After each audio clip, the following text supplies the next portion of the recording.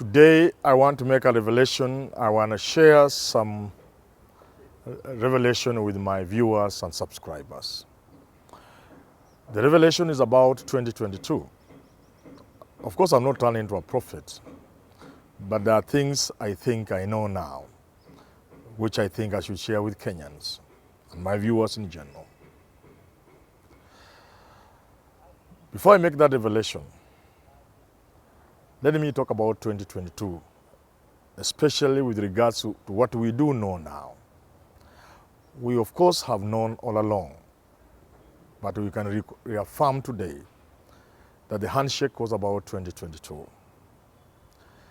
Second, we can reaffirm that the handshake that involves Uhuru Kenyatta and Raila Odinga has now brought on board Gideon Moi, Kalonzo Musyoka, and Ali Hassan Joho, among others.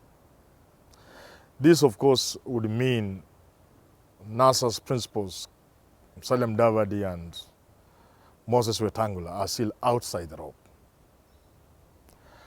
We also do know that 2022, according to the handshake deal,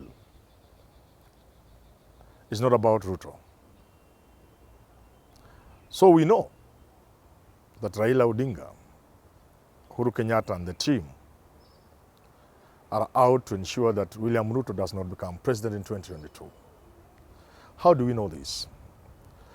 From the reactions from Ruto's own people and from his own reaction and what he says recently in Kiambu County, that there are people out to derail his 2022 ambitions.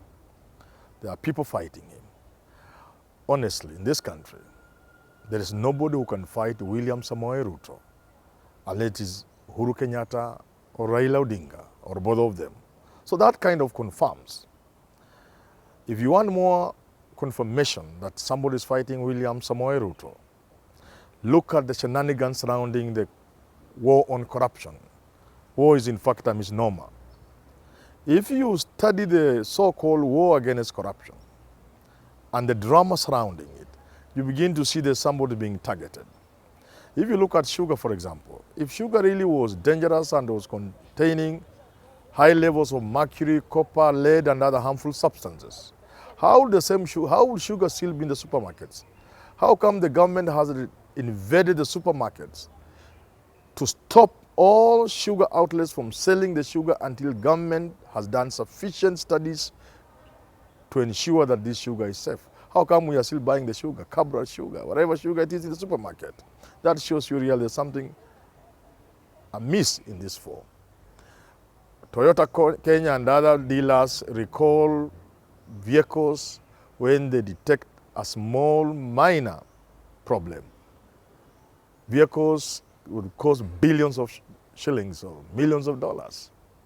How come all the sugar hasn't been recalled? So when you look at the war against corruption, you begin to have a feeling it is possible that this war is targeting somebody. But that's not enough. If you look at some of the slips of the tongue from the president, of course Raila comes out blazing and leaves no doubt that he's fighting Ruto. How about the president? When the president say huyu kijana na tanga, this boy is loitering. People try to sanitize the word tanga. So even if you did, reading alongside boy or kijana, you can't sanitize both of them. Recently in Mombasa, as the president talked about audit, the things he said, and he was warmer on his right where Joho was, and never almost for once looked on the left where William Samoei Ruto was. You could, in fact, just by looking at Ruto as the president talked about the audit, you could tell that the only thing you could see on the face of William Ruto were the milk white teeth, but the face was torn. It was cold. He wasn't liking what was coming from. So we are going to be treated to a lot more. Now, as we get to the surprise that I have for you, people have asked, if indeed it is true that William Ruto is going to be thrown under the bus by Uhuru, how will President Uhuru Kenyatta make this announcement?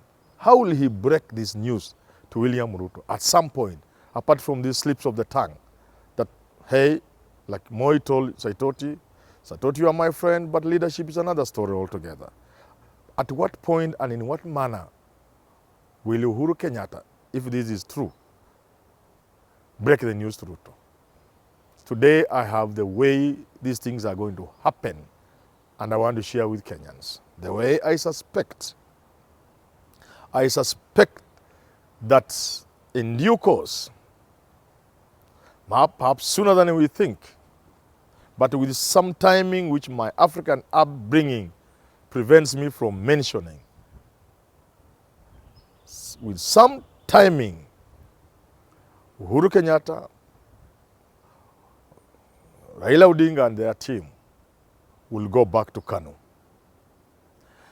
They will say they are honoring the founding fathers, Jaramogi Oginga Odinga, who held the country through continuously keeping watch, honoring Jomo Kenyatta, who kept our country together for 15 years when all our neighbors were in turmoil, when coup after coup was taking place from Ghana to Nigeria to Uganda, Libya, Somali, with the chaos in many countries around us.